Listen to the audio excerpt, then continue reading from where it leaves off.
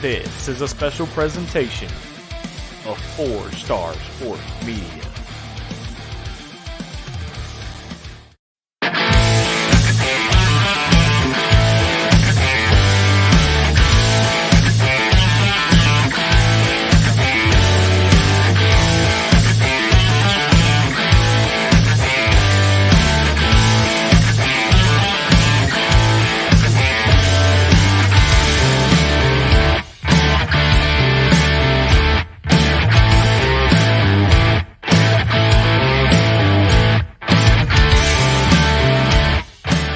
Welcome to the 4 Star Sports Media College Football Pick'em Show. Now, live from the BA Mask Studios, here's your host, from the Point, Wes Pruitt.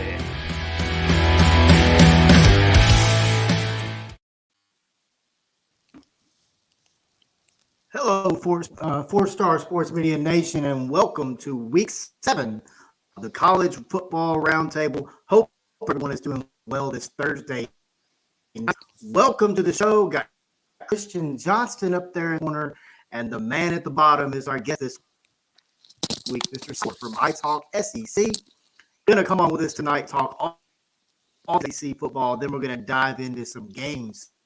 As always, you can always go to 4star.live. It's our beautiful website where we keep all of our content there to stay up to date for all things college or all things 4 Star Sports Media related.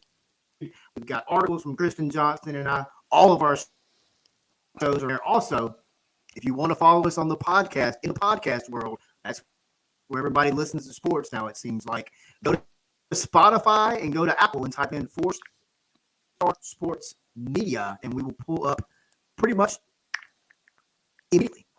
Christian, man, let's talk a little bit about last week.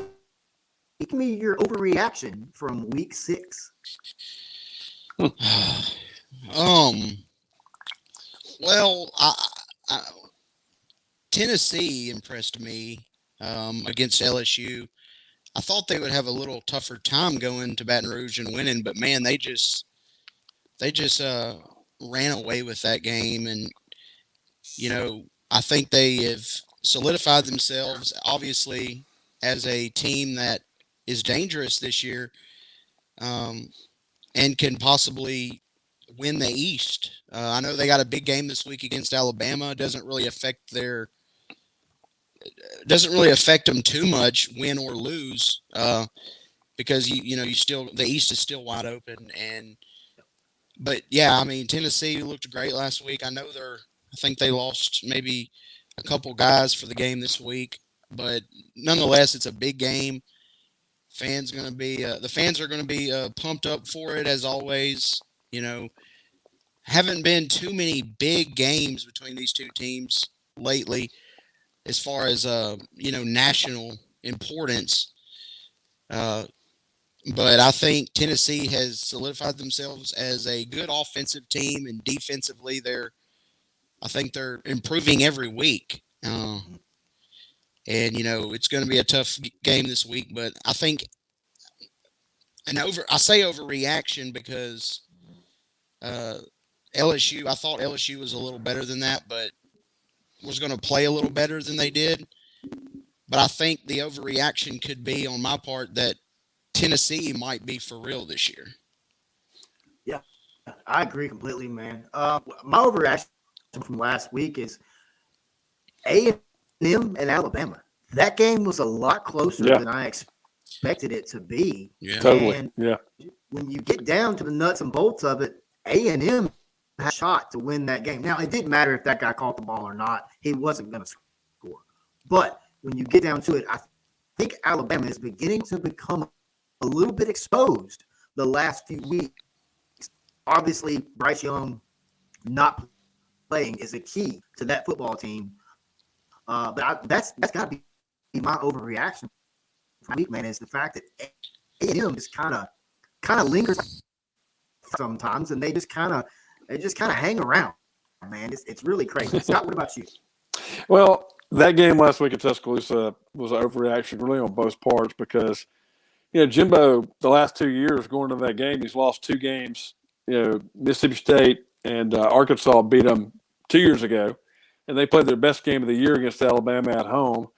And then, Jimbo's whole career is about beating Nick Saban in Alabama. So you win that game, it quiets the fan base. You play well in that game, it does as well. Jimbo had a lot of stuff, just the noise, the outside noise for them going to that ball game. They kind of circle the wagons. The thing is, the enigma about A&M is, can Jimbo get them to play that well every week? That's why they're paying him $96 million. They want to see that kind of effort every week. Now, Alabama had a lot to do with it. 4 turnovers, starting Jalen Milroe for the first time. It was a lot of nerves. It's been said this week in press conferences. True freshman, redshirt freshman, a lot of nerves, turn the ball over. Let's be honest, you can't, in a Southeastern Conference game, can't turn the ball over 4 times, miss 2 field goals, and win against anybody. That game reminded me of 2015 Ole Miss when Ole Miss came in. It was a revenge game. Ole Miss had beat them in 2014 over there, and Alabama went over there and came back home. All this expectation about winning that game, turning the ball over 5 times, and got blown out in the first half. Made it a 1-score game late, but and then Bama goes on and wins the national title. So this Alabama team, it is the most talented team in the country. Make no mistake about that. They are talented everywhere. They've not played their best game yet. We saw glimpses of that at Arkansas, and I fully expect Bryce Young to play Saturday. I fully expect him to start. I think he's 100%. A lot of people don't know what's going on there. I can tell you right now, he will start. He will play Saturday. So that makes Alabama a different animal. And so also defensively, I think the title. I know we're going to get into that game a little bit later, but that was a lot of takeaways for A&M and Alabama last week that were big time overreactions. So we'll see how it moves forward. I think A&M is going to be better going forward. I think Alabama is going to be better as well because typically under Nick Saban, Bama doesn't have those kind of games back to back. So we'll see what happens on Saturday. That's fair. Go ahead, Christian. Yeah, I mean, another one I would say is, I know Kentucky didn't have, Will Levis didn't play, but I think that was a big win for South Carolina. Sure was. Yeah. Yeah, I mean, they've turned it around. I guess you could say pretty much since the Georgia game. They got beat pretty bad in that game, and I will say this: their schedule has been pretty weak, beside Kentucky. But I mean, they're 4-2 right now. I think they're playing some good football, and they did not let go of the rope when a lot of teams kind of do that early in the season when you suffer. Yep. Good point. Two losses. I mean, to Arkansas and Georgia. I mean, the Arkansas game was competitive. I would say it was competitive, but the Georgia game just was not. So to see what they're doing, and it's pretty impressive. And I'd like to see how they keep it going the rest of the year. Yep. Yeah, and speaking of that South Carolina game, a lot of people around the country, I think, don't give Shane Beamer the credit that he deserves for what he's done with that football program. And I loved at the end of that game, he put the shades on and hit Soulja Boy, and I absolutely loved it. I just like what he's doing. He's what's the word I'm looking for? He gets it. Like he understands how to get these kids to buy in. He's selling, and it's working. I mean, who would have thought that Spencer Rattler would go to South Carolina? I mean, you know what I'm saying? I mean, he's getting these kids in Columbia to buy in. And I said it when the guy was hired. Give him 5 years at that school, and you're going to see that football program make a big turn. And we're already starting to see that come to fruition. Yeah. Yeah, I totally agree. They were kind of left for dead after the Georgia game, and we were kind of like, okay, you don't want to put too much in the second or third game of the year. It's about getting better every week and moving forward. But I think we were all kind of like, okay, South Carolina's kind of dead and buried. And that was kind of a program-making win the other night. And here's Kentucky.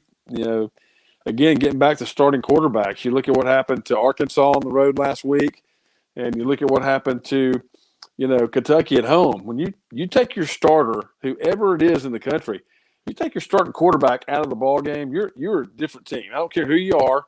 It's hard to win already, but you take your quarterback away and you lose your leader, you lose your continuity on offense, all that stuff. And it's hard to beat people. And so we saw that last week. Everybody struggled without their quarterback last week. So you take your quarterback away, and it gives the other team a big-time chance to win the game. So, but that was important. Kentucky's coming off a really tough loss at Ole Miss, and they go back at home at night. You'd think they would have kind of circled the wagons a little bit better. But they got punched in the mouth, and surprisingly, Kentucky didn't punch back the other night. So, and I know we're going to talk about Mississippi State going over there Saturday night, but I think Mississippi State could be the second time in a row Mississippi State goes over there and spanks Kentucky back to back. So Kentucky's got to be careful not to lose their season right now, because the meat of their schedule and the tough games are coming up for them. Man, they still got Georgia, they still got Kentucky, and so Tennessee. So Kentucky's got to they got to right the ship right now, because they're one of those teams that are kind of like Arkansas, where the season is on the line now. I mean, Arkansas, we don't know what the status of their quarterback is right now. I know KG Jefferson, and Arkansas needs him. Kentucky needs Will Levis for them to right the ship moving forward. Yeah, that's a great point. That's a great point. All indicators right now are that KJ will play. Good, but he can't play defense, so there's got to be some. Right. there's got to be some.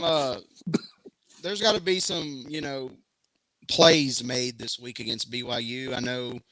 I think BYU gives up a lot of yards on the ground, which kind of plays into Arkansas's favor. But I think just about any team that has a pulse passing can throw against Arkansas. Now, Arkansas did have some chances last week to create some turnovers, and they didn't. And that could have flipped the whole trajectory of the game.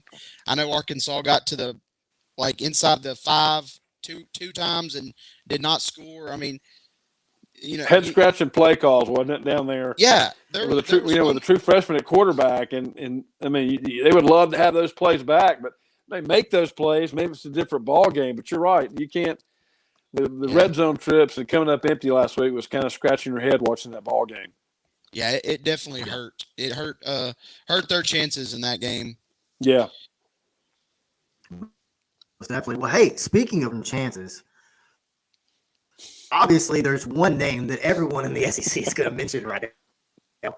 But when you look around the country, this has been one of the most bizarre seasons I've ever seen. This is now week 7. I believe last week was the only week we've seen so far where a football coach was not. But from Jeff Collins to the guy at Colorado, a bizarre in Wisconsin, and Paul Christ. Bad mistake by obviously Wisconsin, the big by the name. way. Yeah, it's going to be Ben Harsin. How do you feel right now if you're a Jeff Collins right now? I mean, as soon as they let him go, Georgia Tech starts beating teams they shouldn't beat. And yeah, it's weird how that happens sometimes. Well, guys, if y'all watch, remember the Clemson game? Georgia Tech got a puncher's chance in that ball game, and there were a bunch of boneheaded coaching decisions early on that allowed that game to kind of get out of hand. Now, they played 100 times. Clemson's going to win 99 of them. But that first game, I think that kind of put the writing on the wall at Georgia Tech, because, I mean, it was a horribly coached team and horrible coaching in-game decisions that Jeff Collins made during the course of that ball game that took them out of it. So I think Georgia Tech people had enough of that. And, Brent Key, former Saban assistant, is now over there, coached the offensive line at Alabama. And Brent Key has made a dramatic improvement in a couple of weeks he's been there. That was a big win over Pitt. So, and Duke, I think. Yeah, absolutely. But coaching had everything to do with those 2 wins for them. No question about it. Yeah.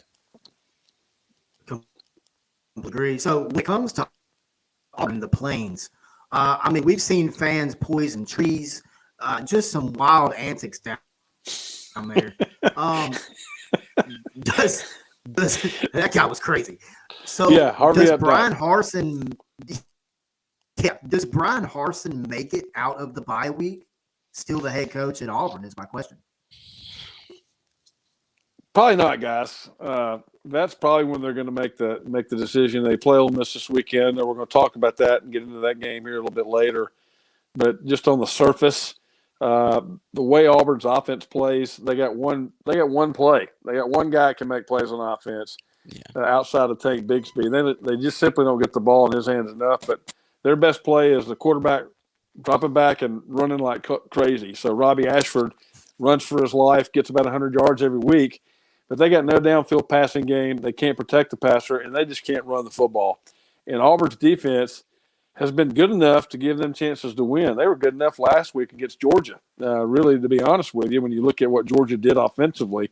But Auburn gave them many opportunities, gave LSU many opportunities, and now they're dealing with one of the top offenses in the country. And so it could get ugly Saturday on the Plains.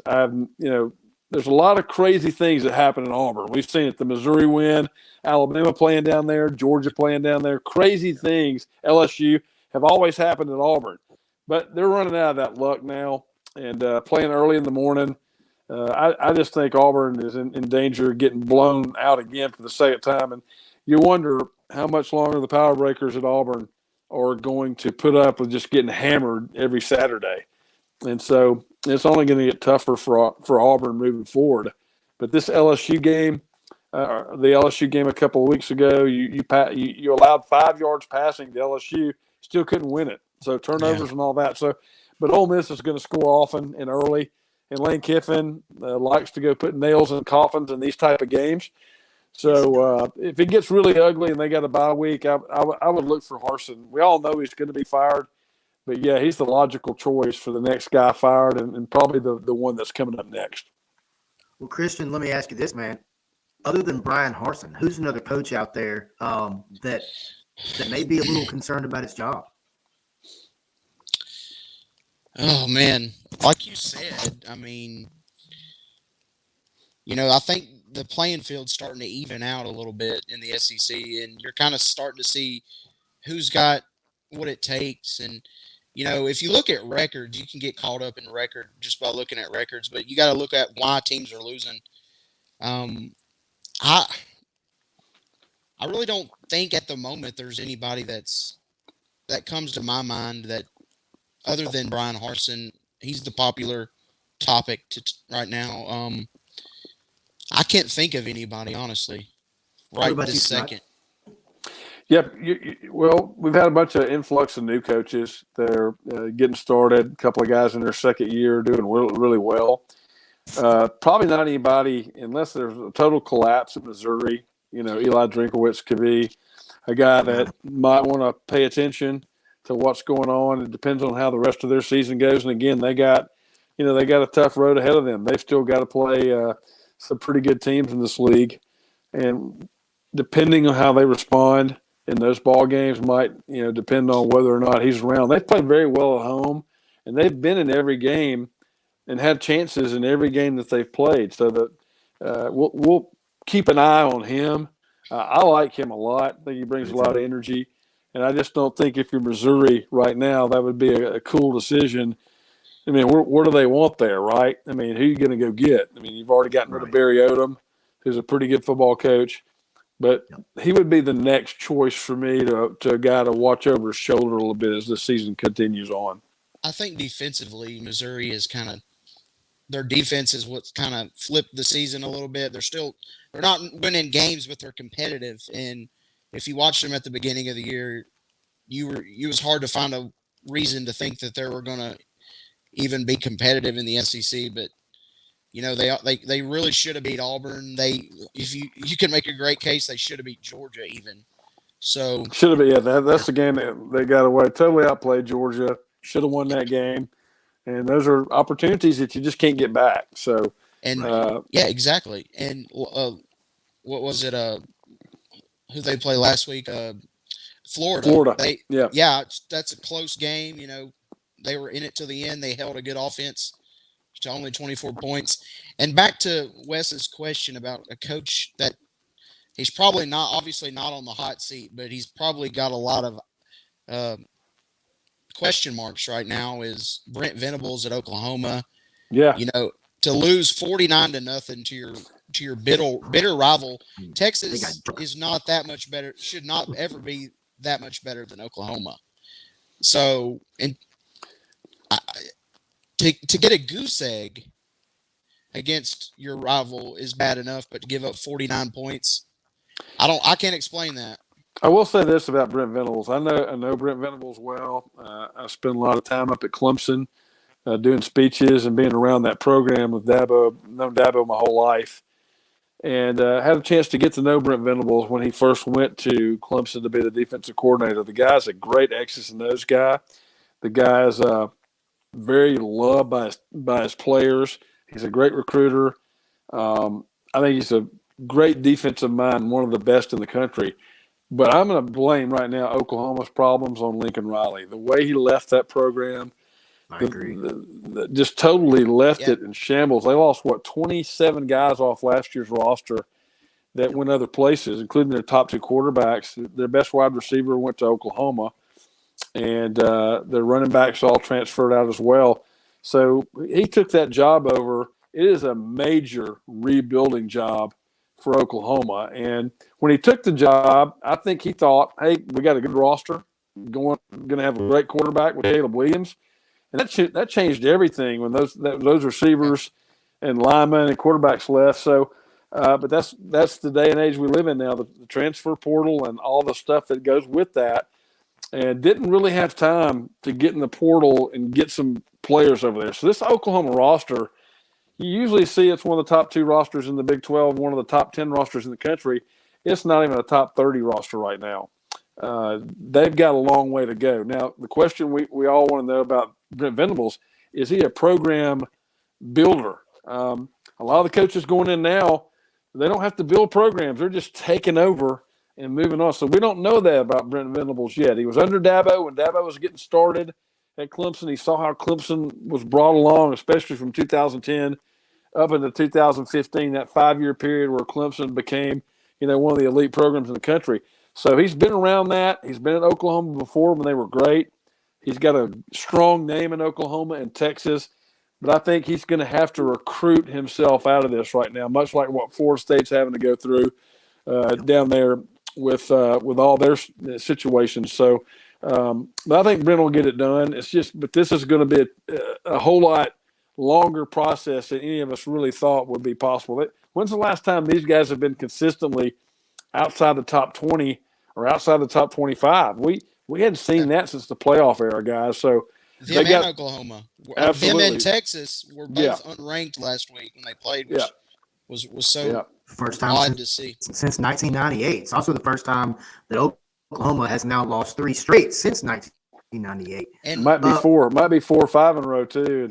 Could very well be Gabriel back. So, but they're a problem. But I've seen a lot of talk about Brent Venables being on the hot seat. There's no way. Joe Castiglione, the AD there, is going to give him 3 or 4 years to get it right, and he knows better than anybody. We got an athlete problem right now at Oklahoma, and so again, Lincoln Riley left some scorched earth up in Norman. Man, they're going to be recovering from that for a while. And going from a position coach to being a head coach, I'm sure there's a learning curve. Yeah, there as well. I mean, absolutely. Most coach, you just can't unless you have a stacked roster. I guess it's not an easy job just to go from a defensive coordinator and know exactly what you're doing all the time as a head coach. Yeah. What about a guy like Scott Satterfield at Louisville? Is his seat a little bit warm? Absolutely, it is, and he's got expectations as well because Louisville's played their best football in the last decade. That's kind of fresh on everybody's mind. You've had a Heisman winner. Malik Cunningham's a dynamic player. When you look at him, they've lost a couple of games they probably shouldn't have lost. And but I like Coach Satterfield. I think he's a really good coach. But you're right. May not survive this year, depending on how the rest of their season goes. And the ACC is a little bit more balanced than a lot of us thought, maybe. And, Louisville's one of those teams that a lot of people expected some big things out of. And when you watch them play, they're dynamic on offense. Not much of a defensive team right now. But I really like Scott. I think he's been a great coach over there. COVID-19 really affected them. The transfer portal has affected them big time as well. But I think he's a good coach. I think that they probably should pump the brakes a little bit on getting rid of him right now. I agree. We're going to take a quick break. When we come back, we're going to jump into a little bit about what Scott does with ITalkSEC, and then we're going to jump into some games right here on the 4-Star Sports Radio Network. We'll be back in just a minute.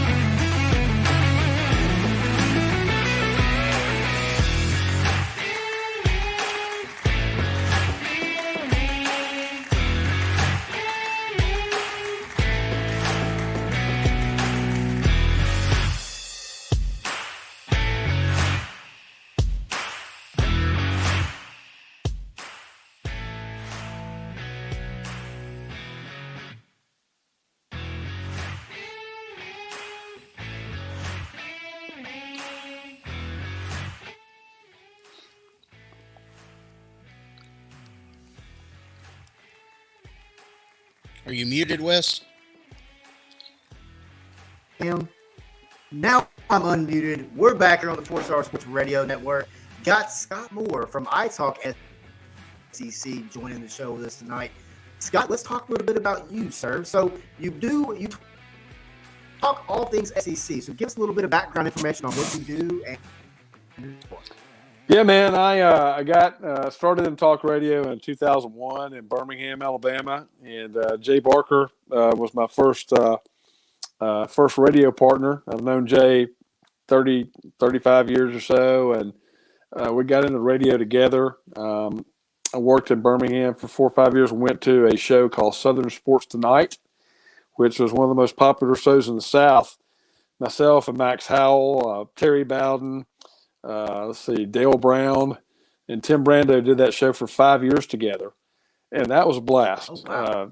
It was awesome. And then back in 2012, I started iTalkSEC just to kind of focus in on the conference and kind of fill a niche there. Put it on in Alabama, put it on in all over the Panhandle of Florida, down in Tallahassee every day, and kind of built that brand. And also the other thing that I do, I've kind of told y'all a little bit, but I go all over the country and speak at events, speak for football teams, coaches. I do impressions of college football coaches. I do about 75 different voices of coaches from all the way back in the 70s, radio broadcasters, all the way through now, and to this period of players and coaches. So that gives people a lot of laughter. And I get to go to quarterback clubs and, again, teams, bowl games, all that stuff. I've been doing that for a long time as well. And so I usually get about, a couple, 2 or 3 speeches per month during football season. And so that's a lot of fun. So if anybody wants me to come speak to one of those, you can contact me at italksecnetwork@gmail.com. That stuff's on Twitter at italksec. But I'll just give you a quick one. Bobby Bowden, at Florida State. Guys, if Bobby Battle was here, he'd tell you that if you're going to win a football game on Saturday, you can't turn the dadgum football over. You got to protect the football at all costs. If you do that, you're going to give yourself a better chance, opportunity to win. Yeah. That's my Coach Bowden for you. Hey. Man, that's on point right there. I have been a Bobby Bowden. I was a Bobby Bowden fan for a long time. That is dead on the money. Do you have a couple? Say again, I didn't hear you. Say again, Wes. You're Do you cutting have out a any little. Yeah. Do you? Oh, am I? Do you have any more questions? Yeah, here's a guy that y'all be real familiar with. Here's Ed Orgeron, the former coach of the Tigers. Well, I think that it's a very, very difficult thing to coach football in the SEC. There's so many things that you want to be able to do. You got to have a plan. You got to believe in what you do, and you got to make good decisions when you're coaching in this conference. If you don't make good decisions, you're probably not going to be around much longer. Kind of like I was.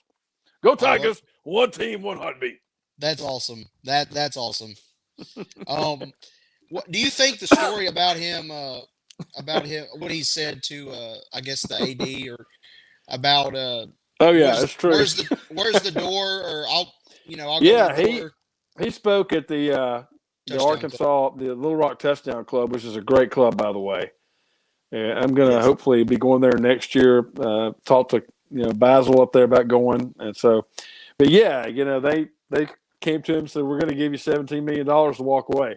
And he goes, well, how long is that going to take? How long till the door hits me in the fanny? And so it didn't take long to get $17 million to get Coach O out of there. Yeah. Man. It's very funny. Yeah, man, it's crazy. I've been able to do that. Been able to do that since I was a little kid, and started with Coach Bryant and Pat Dye and all these radio announcers too. I won't do it tonight. We'll do it again another time, but because we got so much we got to get to. But I can do Larry Munson from Georgia, John Ward from Tennessee, Eli Gold and Jerry Duncan, and all those guys from Alabama, Jim Fife from Auburn. People get a kick out of it. Yeah. Oh yeah, man. Absolutely.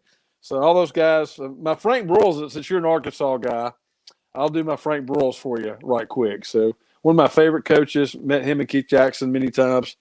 But Keith, there's no substitute for speed. There's no substitute for it. Keith, Bo Jackson has got the finest combination of power and speed that I've ever seen in college football. There you go. Awesome. So love those guys. But yeah, we'll come on here one night. We'll just kind of go through the whole gamut of impersonations and because I could probably keep y'all entertained with that for a couple of years. So we'll have some fun with that. Have you met Chuck Barrett? No, I haven't. Okay. I have not. I've heard that name, but I haven't met him. He is the voice of the Arkansas football. Okay. I've grown up listening to him. He's, I think he's the best just because obviously he's really good. But wait, let me ask you something. Does Chuck live in Destin, Florida? I think he does actually. Okay. Yes. I met Chuck a number of times. Chuck is, my show's on in Destin. I've done a lot of work in Destin in my life, and yeah, we've played golf together several times.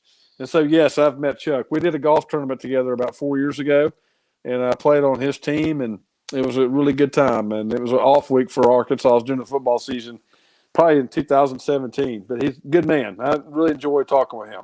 I love talking to broadcasters and getting their stories and find out how they got to where they were, wanted to get in this life. And I figured y'all's paths have crossed. Yeah, sure did. Appreciate you reminding me of that. That's good to hear that name again. Well, I think when it comes to radio voices, to me, Eli Gold has probably got to be one of the most iconic voices ever. Well, I'll do Eli for you because that's a really easy one for me. Okay. Hi, folks. Eli Gold here on the Crimson Tide Sports Network.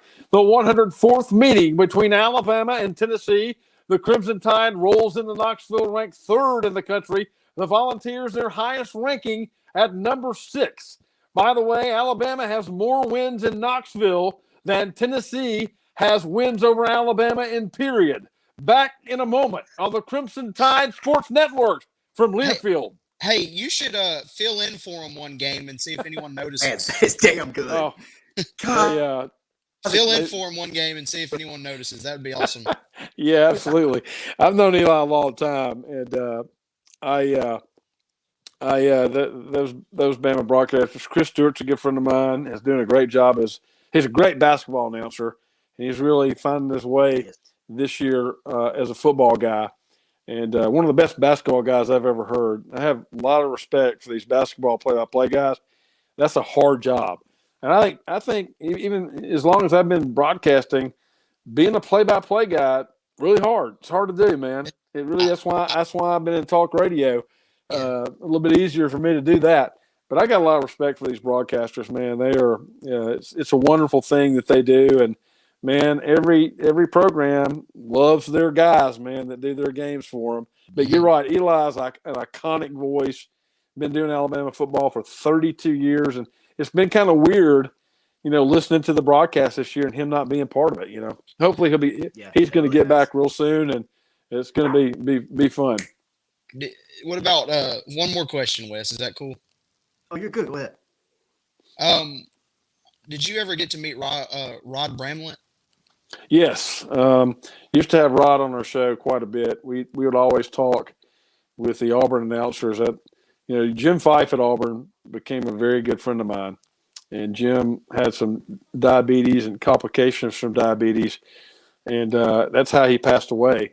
And Jim was a real mentor to me as I was getting into broadcasting, just starting along. I actually started on Jim Fife's show doing a Pat Dye impersonation, and I would go on this Pat Dye every week, and we would break down games together. And so I got to know him really well. So when Rod stepped into Jim Fife's shoes, that was really a hard thing to do, to go replace, which I thought was one of the more iconic broadcasters in the SEC was Jim Fife. But Rod took over, found his way, and man, I remember getting the information on the accident that he was in, and him and his wife both perished in that car accident. Yeah. It was terrible. Just you're doing a ball game one Saturday at the SEC tournament, you come home and you're dead the next couple of days. That is crazy, man. Same Terrible. thing happened to Paul Eels, right? Oh yeah. It's crazy how that happens, Sure did, and it affected millions of people when that happened. But yeah, I got to know the broadcasters are always and you guys will learn this as you move forward. But on a game on a Friday, or you're getting ready to have be somewhere, man, the best window into the football program. Sometimes you're not going to get a lot of stuff from coaches, not going to get a lot from players, but the broadcasters that you have a chance to interview and talk to, man, those are unbelievable moments, and have always stuck with me. John Ferguson at LSU when he was there, all the great people they've had working at that program, and just to me, it's really fun and interesting to be able to sit down and talk with those guys, because those guys have a job that everybody in the world that's in broadcasting would love to have. Yes. And so it's great to pick their brain and hear what they got to say, and how they got from point A to point B to where they are. It's remarkable to listen to these guys' stories collectively. Yeah, it really is. Well, guys, let's get to some games this week. We're going to start with the Let's do it. 4-Star Sports Media Game of the Week. And that is a big matchup in the Big Ten this week. And it's at the Big House. Yeah. And that is when number 10, Penn State Nittany Lions, come rumbling into the Big House to see if they can shut down one of my favorite coaches in Harbaugh and the Michigan Wolverines. Penn State comes in at 5-0. Michigan comes in undefeated as well. Game's going to be 11 involved. It's going to be the big noon on Fox game. When you look at these two teams, man, it's been a while since we've seen these two teams come in as top 10 opponents. Yeah. But when you look at these two teams, man, Who do you think has the edge going into this? Yeah, I would say Michigan just because it's at the big house. But if we were playing this game in Penn State, I would probably say the same thing about that. The home field advantages for both of these schools mean so much, especially in a big game like this. I think. I think. I have to give the edge to Michigan, but man, this is a game you're not going to want to miss. I think it could be an instant classic, honestly. But I'll say Michigan. Michigan pulls it out. Yeah, I think that the way Penn State's played to this point has been the win at Auburn. I thought gave them a lot of confidence. I think their quarterback's playing well. Their running game's been very impressive. Those two freshman tailbacks have been outstanding. And let's be honest, looking at Michigan's schedule, you look at teams with a pulse. How many teams have Michigan played with a pulse this year? This will be the first one. Yeah, and I think also Ohio State's the same way. They played 2 meaningful games this year. Yeah. And so you move forward and, you wonder if that's going to hurt you later. But to me, if Michigan wins this one, they're going to end up in the Ohio State game undefeated. One thing about playing at Michigan, it's kind of a wine and cheese crowd there. It's not a crazy place to go play a football game. I know it's 116,000, but it's a quiet 116,000. I think Penn State's much louder. So Penn State, that win against Auburn down there, we all know how difficult it is to play at Auburn. I think Penn State's got a puncher's chance. If they can run the ball against Michigan, I think Michigan's ripe for an upset. So I'm going to go Penn State just to be different because I think Penn State's got a really good chance with that quarterback and their defense is solid. I think Penn State's going to upset Michigan on Saturday. And you made a good point about who they've played. I think they're a lot more battle tested. And I think Michigan, there's not a lot of room for error in this game for them.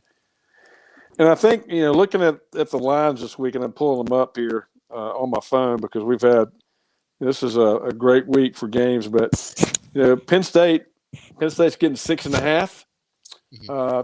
I would definitely take Penn State plus the 6.5. I think this could be a possession game at the end, but I like the way Penn State plays defense.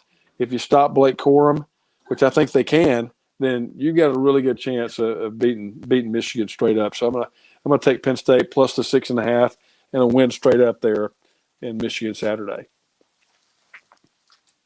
I agree. I'm going to take Penn State. They've got a quarterback that's been there since Joe Pa was his first year. I feel like Sean Clifford had at Penn State for like 50 years now.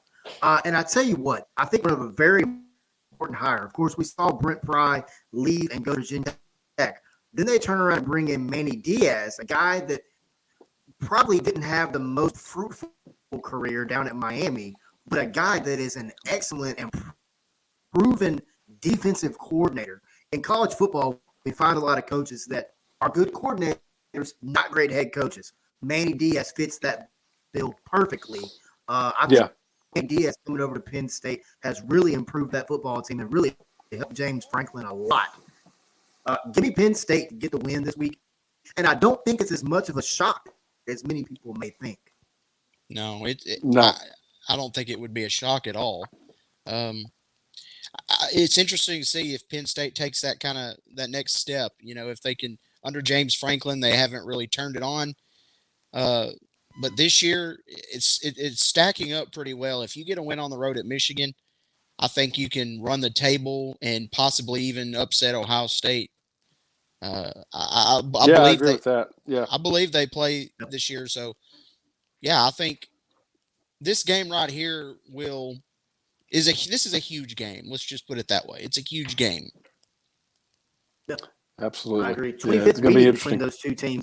Penn State leads the all-time record 15-10, and I think they extend that this year and make 16-10.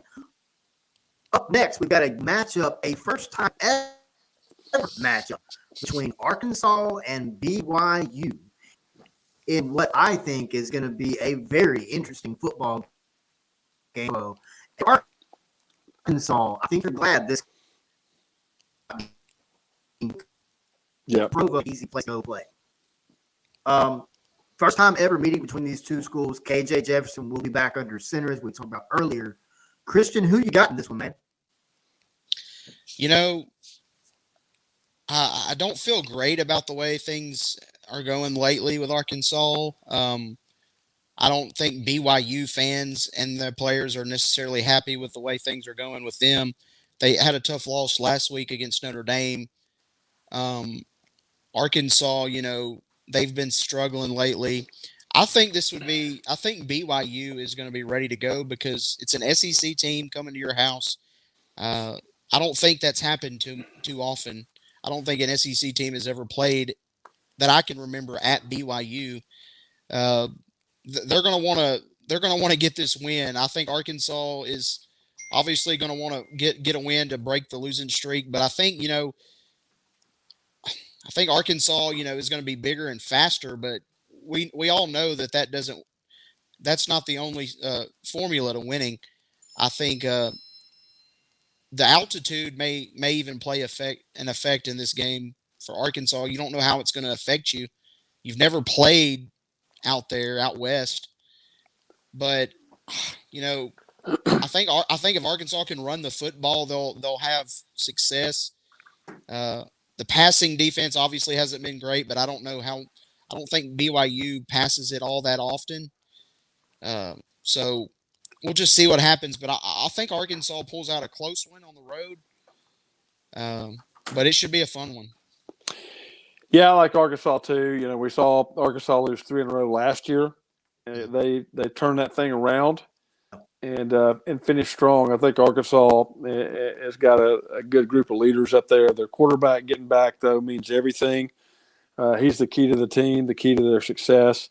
And, let's look at who Arkansas has had to play lately. Believe me, BYU doesn't resemble anybody that Arkansas has had to play the last 3 weeks. I think Arkansas goes up there, handles their business, and I think they'll play well. And I think I think Arkansas covers. I think they win and kind of get their season, back to where it needs to go. I like Arkansas a lot in this spot. And you bring up a good point. If KJ plays last week against Mississippi State, I think the whole trajectory of that game totally agree. Is absolutely. Different. Yep. They may not win it, but it's definitely going to be. It would have been a lot closer. And if you somehow did get that win, you feel a lot better about your team heading into this game than you probably do. Guarantee you, Arkansas, with their quarterback last week, they score in the red zone. That game's totally different if he plays last week. Now, I don't know if they would have beat Mississippi State's really good right now. Yeah, they may not have won it, but it would have. You're right. Makes you feel a whole lot better about where you're going. And but again, I think this is an opportunity where you go get the ship righted. I think Arkansas will play well out there. SEC teams have typically done very well against BYU in the past. So I think Arkansas is going to be too physical, and that defense is really going to cause BYU some issues Saturday. Completely agree. Up next, we've got, this is going to be an exciting game in the Big 12. You've Bullet and Mike Gundy against TCU, led by Sonny Dykes, who I think has done an incredible job with this Horned Frogs offense or football team. I think they're averaging close to 50 points a game, which is almost unheard of. And everybody talks about, nobody plays defense in the Big 12. Guess what Oklahoma State does? They play some damn good defense, as a matter of fact. When you look at these teams, I got to go with TCU. They're rolling right now. They're playing good football. It's going to take a big time game to knock them off. Matter of fact, I was listening today to Channel 84, ESPNU Radio, great channel. They had the Big 12 commissioner on. He will be at this game Saturday, 2:30 ABC. Scott, you got this, man. Oklahoma State or TCU? Well, I love Oklahoma State. Their quarterback is outstanding. Their receivers are outstanding. Their offense and defense, they probably got the best combination of offense and defense in the Big 12. I think Texas is going to be really good moving forward. Now that they've got Quinn Ewers back, they're playing much better. That loss to Texas Tech was kind of kind of a head scratcher. But Oklahoma State is really good. I think it's going to come down to them in Texas in the Big 12 eventually.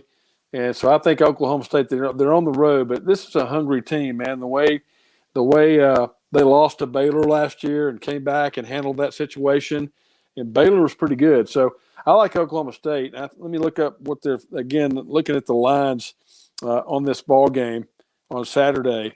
I think Oklahoma State wins straight up, and I think they're going to be a good pick on Saturday, even against the spread. And they are TCU's favored by 3.5. So, again, I think Oklahoma State's better. It's on the road. TCU's pretty good. Had a tough one last week with Kansas that went down to the wire. I think Oklahoma State's better than Kansas all around the board. So I would take Oklahoma State plus the 3.5 to not only cover, but I think they win that game straight out on Saturday. Yeah, there's a lot of teams kind of emerging this year in the Big 12. You kind of thought, at least I did, I thought that conference would take a dip ever since Texas and Oklahoma. Ever since Texas and Oklahoma kind of announced that they were going to go to joining the SEC, I didn't think the conference as a whole would be this strong. But you got TCU. Good point. TCU playing well. You got Oklahoma State. You got Kansas even. I think Kansas is still a really good football team. This game right here is tough to pick for me. You can make a case that both of these teams are right now the best team in the Big 12. Obviously, we'll know it more after this game. It's hard to say that Oklahoma State will go on the road and beat TCU just because I think these teams are so evenly matched. But, it's – I'm going to play it a little safe here. I know Oklahoma State's ranked higher, but I'm going to go with TCU. I know they're only favored by 3, but I still think they've got the edge in this one. And Oklahoma State, at the beginning of the year, you didn't think that they would be sitting here at number 8 because of, some of their defensive performances. I think they gave up over 40 points to Central Michigan. And when I saw that, I was like, wow, it may not be a great year, at least for them defensively. And it seems like they've turned it around. Yep. Totally agree. I agree. It's the 33rd meeting between the two schools, and it's been fairly kind of sort of even. I mean, Oklahoma State leads at 17-13-2. Up next is the Heritage Fence Company game on the game of the week. Got to give a shout out to Heritage Fence Company right there in Memphis, Tennessee. John Michael Hawley, Corey McCrone, and the guys do an incredible job with all your commercial and residential fence needs. Reach out to them on Facebook at Heritage Fence TN. And the game of the week is probably the game of the week in the nation, to be honest with you. And I think this is probably the biggest football game the University of Tennessee has seen in probably close to 20 years. Hell, it's been 15 since they beat Alabama. So you've got number 3 Alabama traveling up to Knoxville to take on Josh Heupel and a NASCAR-paced offense in Tennessee, 2:30 CBS. All eyes will be on this game. Scott, you mentioned it earlier. We think Bryce Young is going to play. Yep. To me, the biggest weapon on that offense is at the running back position. Jameer for Gibbs, Alabama. yep. That guy is a home run hitter. Gibbs can do it all. But when you look at the other side of it, Tennessee's offense puts a defense in a conflict every single play. Do I go back and cover everybody deep? Go to the side? They put every defense in a conflict. 105th meeting between these two schools. Alabama leads 59-38 on the overall record. Give me Tennessee to get the upset. But I really don't call it an upset. But it is. It's an upset. 15 years. It is. It's an upset. But you look number 3 and number 6. That's pretty close. I know. But give me Tennessee to get the win. I think this Tennessee team right now, they're playing good football. Scott Heupel Josh Heupel in his season in Knoxville is playing at a prolific pace. I think they high ball like every 12 seconds or something like that. It's insane how fast they go on offense. Scott, you're going to be there Saturday. What's your thoughts on this game? Well, as I mentioned earlier to you guys when we were off air, this has always been my favorite game since I was a kid, and I've always enjoyed this game. It's been my favorite Saturday every year when they play. There's so much tradition between these two schools and what they accomplish. But, last year when these two teams played, Alabama held Tennessee to its lowest point output, lowest yardage output of the whole year. All those guys are back for Alabama. Alabama's defense is fifth nationally, number one in the SEC in the rush, number 3 against the pass. So Alabama is going to get after Tennessee's offense. The other thing for me, Bryce Young will play, and when he's on the field, it's just different. Alabama's averaging 50 points a game with him at quarterback. So Alabama loves this matchup. Nick Saban loves this game, and anytime you count Alabama out, which is what everybody in the media is. I mean, everybody said Bama shouldn't show up Saturday. I'll take you back last year against Auburn. Alabama had a horrible performance on the road against Auburn last year. Couldn't get out of their way. It was horrible going into the SEC title, and then Bama erupted and just beat Georgia like a yard dog in the SEC title just 7 days later. We hadn't seen too many opportunities when Alabama plays badly that they backed that up with another really bad performance. I think they kind of got that out of their system last week. I think Alabama wins Saturday. I think they cover. I think it'll be a high-scoring game. I think Tennessee, the magic number for Tennessee, they've got to score in the 30s to win this ball game. If Alabama holds them to 27 to 24 like they did last year, then Alabama's going to win. So, but I like Alabama. This is a huge spot, the way Alabama plays in these type of ball games. And I think Alabama wins on Saturday. I think I'm going to say Alabama 35 and Tennessee 27. Yeah. Wow. You just brought up a good point. All the pressure, there's no pressure on Alabama at all. Yeah. All the absolutely. pressure It's all on Tennessee. Yeah. It's all on Tennessee. And It is. the big question is, can they handle the pressure? So, Christian, Right. can Tennessee handle the pressure this week against Alabama? And I the think GOAT, Nick Saban? I think what makes Alabama so great is, they may not play their best game every week, but when it comes to a big game, you see them really turn it on. And that's when it helps having a Nick Saban in a game like this. I think, Tennessee obviously is a good team this year. But Alabama has a way of kind of ruining your plans when you want to, have a good season. Then you play Alabama. That's usually a pretty good measuring stick. I think, don't mistake this. I mean, it's going to take a really good game for Tennessee to beat Alabama, because you don't just play okay and beat Alabama. You've got to play. You've really got to play. Everything's got to go your way. Absolutely. Yeah, exactly. And I haven't seen anything up until this point. Last week Tennessee did surprise me with the win against LSU in that fashion. If they play similar to that, I know it's a different caliber opponent, but if you play similar to what you did last week, I think you've got a shot. But I know Tennessee is missing. I think they're one of their best wide receivers in this game. Is it Tillman? Yeah, Tillman still had the tightrope surgery on his ankle a couple of weeks ago. We saw Tua go through that a couple of years ago, and it took him, really 21 days to recover from it. I think it's been 14 for him.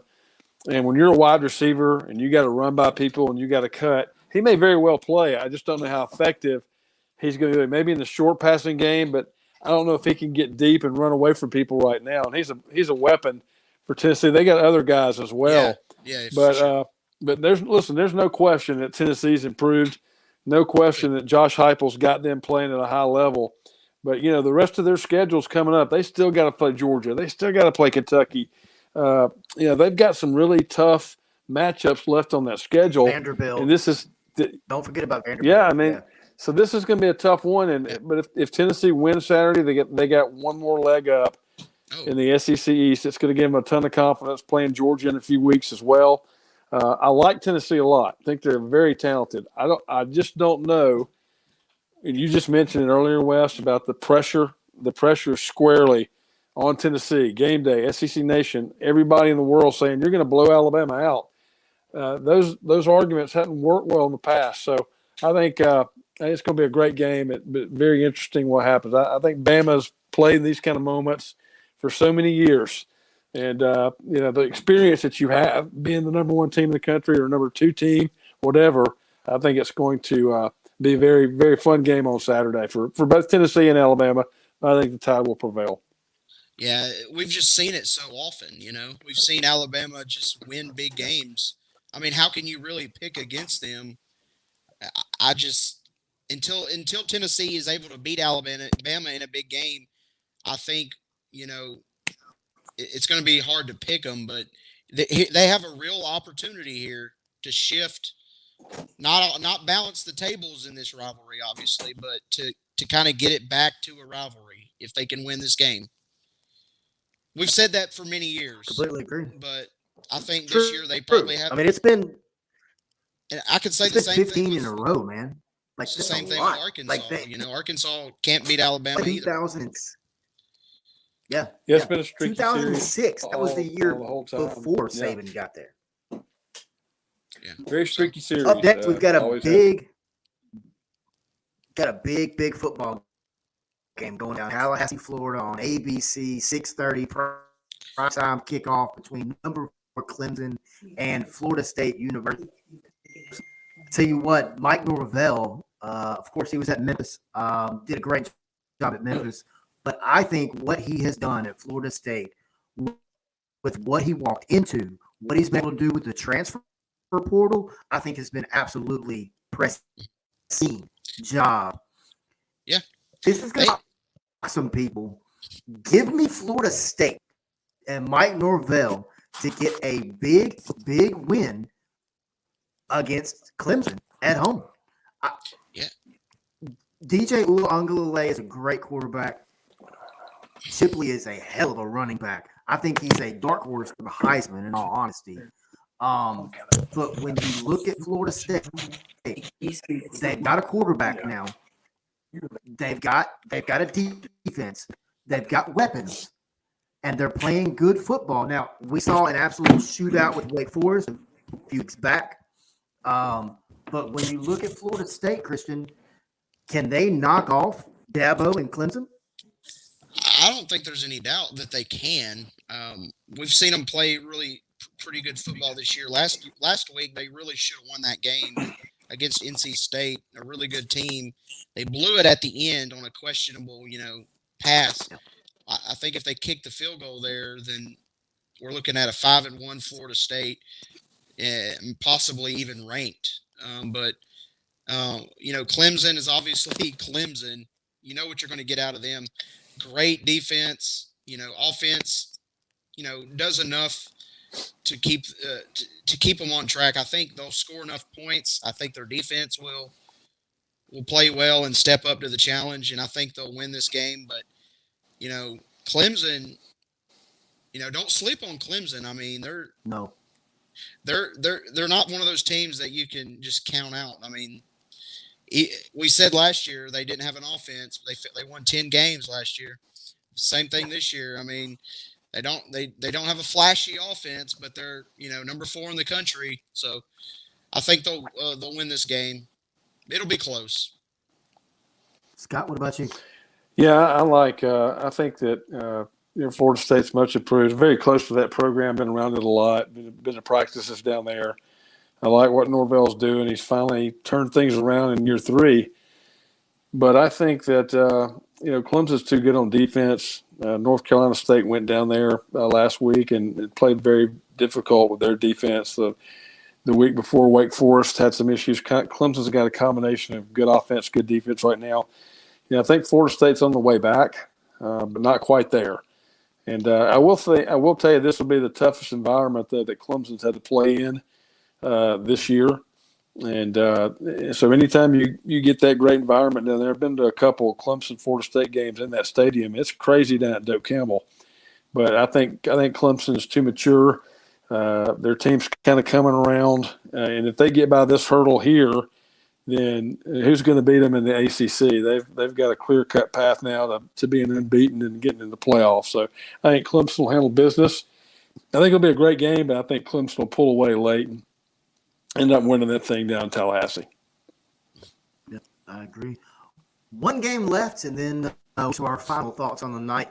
The University of Memphis takes on the East Carolina Pirates in Greenville, North Carolina this week. The Tigers had won 4 straight before last Friday night, and just pick away a game against Houston. I was so mad. God, I was pissed. You got fans calling for Ryan Silverfield's head. I blasted them Tuesday night on the show, and I don't care. I don't care that I made them mad. I don't care that I woke up Wednesday morning to hate messages from fans. I kind of enjoyed it because it means that I got my point across. But when you look at this is a must-win for the Tigers. You've got to win this game. You turn around next week and you go play a tough Tulane team in a place that the Tigers have not played well, and that's New Orleans and new on-field campus or on-stadium campus they've got down there. But I think the Tigers go to East Carolina, get the win this week. I think it's close, and I think it's ugly. But they win. Give the Tigers to get the win on this one. What about you, Christian? Yeah, I think, you just look at this game and you're like, well, East Carolina, it's at East Carolina, which always helps the underdog. I consider East Carolina the underdog in this game.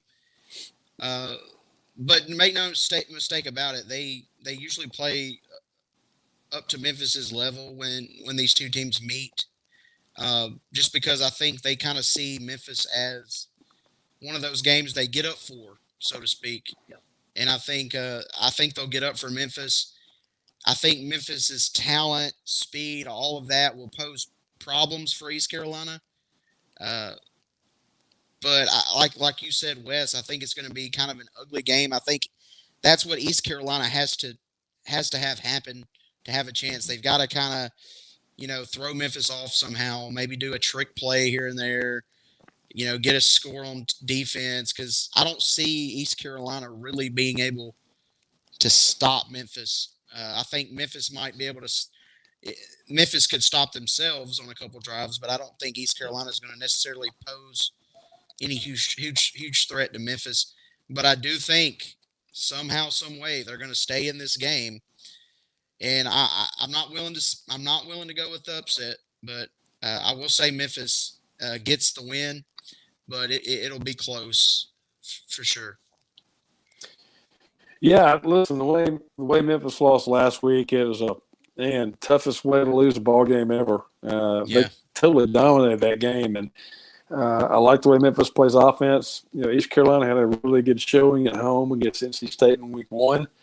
But I don't think they're the same team that they were then. So I think Memphis goes up and takes care of business and gets a big win as they continue to have a really good 2022 season. And I say this all the time. Of course, I'm a Memphis fan, obviously. But Memphis is the only team outside of the Power 5 to go to 8 consecutive bowl games, and I think Memphis extends that to 9 this year. Well, it's time for our final thoughts. We're going to put a wrap, as they say down at Mississippi State. Put a bow on it. If you ever listen to the iconic radio announcer down there at Mississippi State, put a maroon and white bow on it. But this will be a bow on tonight's show. But give me final thoughts, Scott, on some interesting things that could happen in Week 7.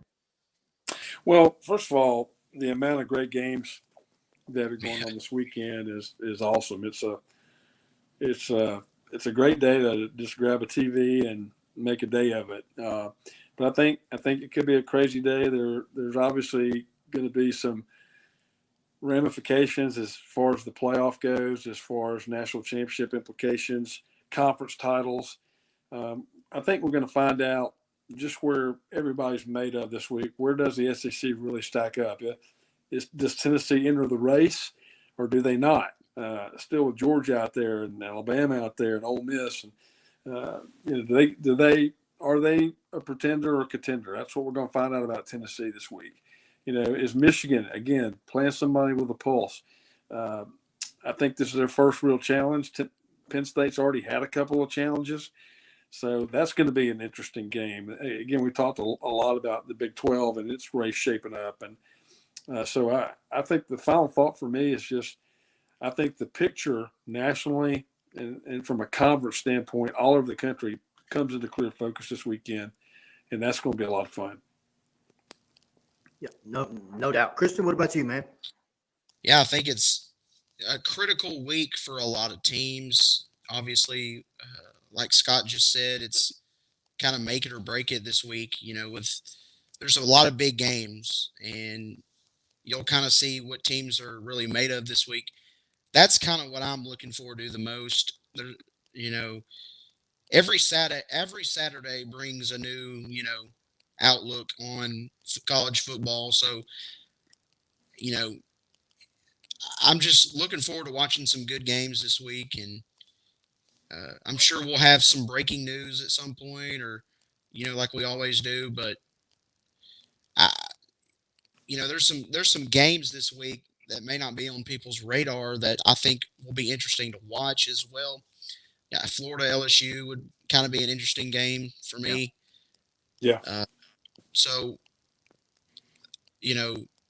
basically just my final thoughts are just to watch every game that you can this week. I mean, when you look at it from the 11 o'clock kickoff all the way to the 9 o'clock kickoff out on the coast, there's always a 9 o'clock game on the 10 o'clock game on the West Coast. There's great games in every single time slot this weekend. And I mean, I guess my big question is, does Brian Harsin make it off the field before he's fired? That's my question.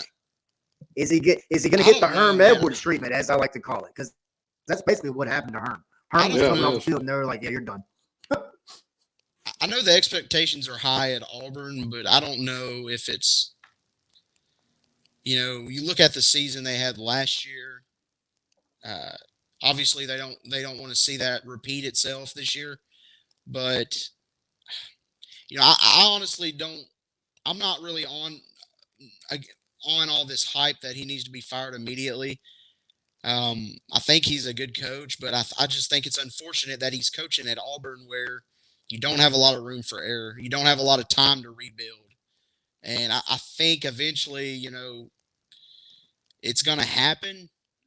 But I'm not going to say that there's no guarantee that Auburn's going to get, this next great coach. So they're in a prime position. I'll just leave it at that. They're in a prime position? They're in a prime position. I see what you did there. Yeah, that's a long shot, but it could happen. I'm sure. There's a chance it could happen. Most definitely. But once again, man, we got to give a big shout out to Scott Moore from ITalkSEC for coming on and joining with us. We went a little bit over the hour, Scott. Apologize about that. That was awesome, man. We'll have to do this again real soon. Most definitely again. Great opportunity being with you guys. It's always fun to talk football. I appreciate it, man. We're going to get this up on podcast. We'll have it on our website, forcetalk.live, and I will tag you, Scott, Facebook, Twitter, all that stuff as well. But once again, for Christian Johnson and our special guest, Scott Moore, I am Wes Pruitt, and we're enjoying college football for Week 7.